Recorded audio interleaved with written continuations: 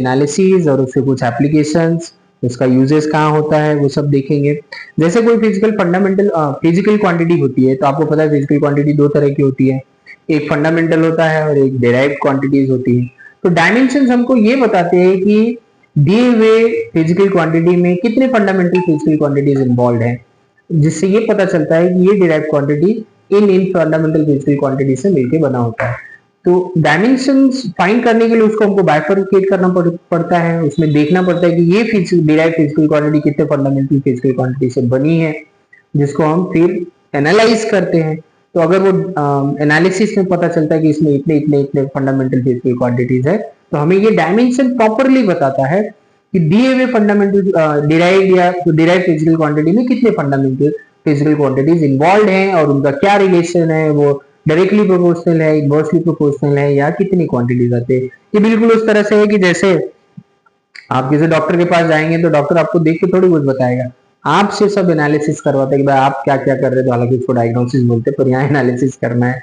Analysis में आप उसको बताते कि भाई ऐसे हम गए थे, ये हुआ ये हुआ, तो डॉक्टर उसके ऊपर कुछ कर रहा है। तो सेम हमको किसी फिजिकल क्वांटिटी को एनालाइज करना पड़ता है कि इसमें कौन कौन सी चीजें इन्वॉल्व है और किस रिलेशन में इन्वॉल्व है, तो हम उसको वो फाइंड करते हैं और डायमेंशन हमको प्रॉपरली उसकी इंफॉर्मेशन देता है कि ये फिजिकल क्वांटिटीज में ये रिलेशन है, ऐसा ऐसा है।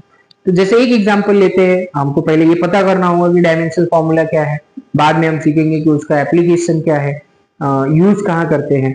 तो पहले हम एक देखते हैं कि किसी भी फिजिकल क्वांटिटी के डायमेंशनल फॉर्मूला कैसे लिखेंगे। फॉर एग्जांपल अगर हमने फोर्स लिया, एक सिंपल सा है, फोर्स बराबर तुमने पढ़ा है मास इनटू एक्सीलरेशन। अब आपको पता है मास एक फंडामेंटल फिजिकल क्वांटिटी हो गई, इनटू एक्सीलरेशन को अगर थोड़ा सा हम और ओपन करें तो ये होता है वेलोसिटी अपॉन टाइम। और अगर हम वापस वेलोसिटी को ओपन करें, उसको थोड़ा सा और बांटे, तो हमको थोड़ी सी फंडामेंटल क्वांटिटीज मिलती है, दैट इज मीटर या फिर डिस्प्लेसमेंट अपॉन टाइम। क्या बोल सकते हैं?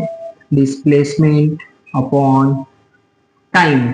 सो टाइम एंड टाइम मिलके क्या हो जाता है? Time square. नाउ आप सब आपको पता है कि ये फंडामेंटल फिजिकल क्वांटिटीज है। तो मास का आपको यूनिट आपको पता है, तो मैं डायरेक्ट डायमेंशनल फॉर्मूला लिखता हूँ। मास तो आप जानते हैं कि इसका डायमेंशनल सिंबल m होता है, डिस्टेंस का l होता है और टाइम का t होता है और इसकी पावर 2 है। इसको ऊपर ले लेते हैं, m एक बार है, l एक बार है, टाइम को ऊपर लेंगे तो ये आएगा t पावर -2 और इस तरह से थोड़ा अल्फाबेटिकली लिख देते हैं m1 t पावर -2। ये हो गया डायमेंशनल फॉर्मूला फॉर प्रेशर।